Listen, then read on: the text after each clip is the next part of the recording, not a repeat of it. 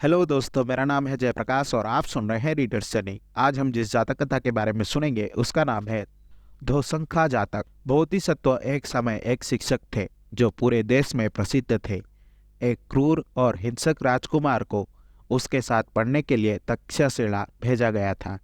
बोधिसत्व ने राजकुमार को अपने तरीके बदलने की चेतावनी दी, क्योंकि हिंसा से प्राप्त शक्ति अल्पकालिक होती है और अंत में जो बोता है वही काटता है। राजकुमार ने इस सलाह के बारे में बहुत कम सोचा, लेकिन उसने अपनी पढ़ाई पूरी की और अपने पिता को प्रभावित किया। जब उसके पिता की मृत्यु हो गई तो क्रूर राजकुमार सिंहासन पर बैठा। उसका शाही पाद्री भी उतना ही क्रूर और लालची आदमी था और उसने नए राजा को हमले पर जाने और पूरे भारत का शासक बनने की कोशिश करने के लिए मना लिया। राजा ने अपनी सेना को एक राज्य से दूसरे राज्य में भेजा।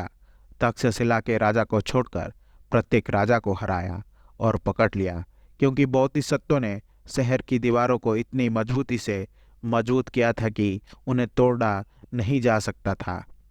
पादरी ने सुझाव दिया कि यदि वे अपनी सभी 1000 बंदी राजाओं को उस बरगद के पेड़ के संरक्षक देवता को बलिदान कर दे जिसके नीचे वे डेरा डाले हुए थे, तो उन्हें जीत मिल सकती है। लुटेरा राजा इस योजना से सहमत हो गया। कैदियों को एक एक करके राजा के तंबू में लाया गया, जहां एक पहलवान ने उन्हें निचोड़कर बेहोश कर दिया। फिर उनके आंखें निकाल ली गई और उनका मांस फाड़ दिया गया और शवों को गंगा नदी में बहा दिया गया। इस खूनी बलिदान समारोह को करने के बाद राजा ने अपनी सेना को युद्ध के लिए आगे बढ़ाया, लेकिन जैसा ही वो ऐसा कर रहा था, एक भूत ने आकर राजा की एक आंख फोड़ दी।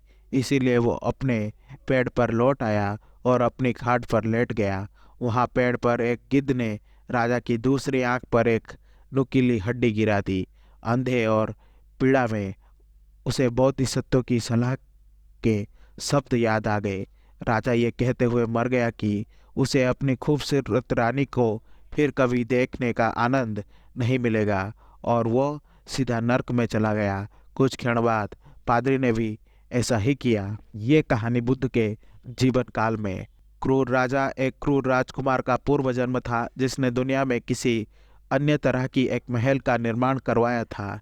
निर्माण पूरा होने के बाद राजकुमार ने वास्तुकार की आंखें निकाल दी ताकि ऐसा दूसरा निर्माण ना हो सके।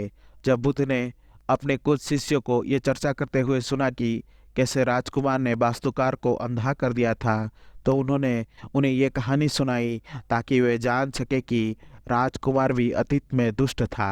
पादरी देवदत्त का पूर्व जन्म था, जो बुद्ध का शिष्य था, जो उनका शत्रु बन गया। आशा करता हूँ कि आपको ये जातक कथा अच्छी लगी होगी। अगर आपको मेरी वीडियो पसंद आई तो इसे लाइक करें और शेयर करें, और ऐसे वीडियोस देखने के लिए मेरे चैनल को सब्सक्राइब करें।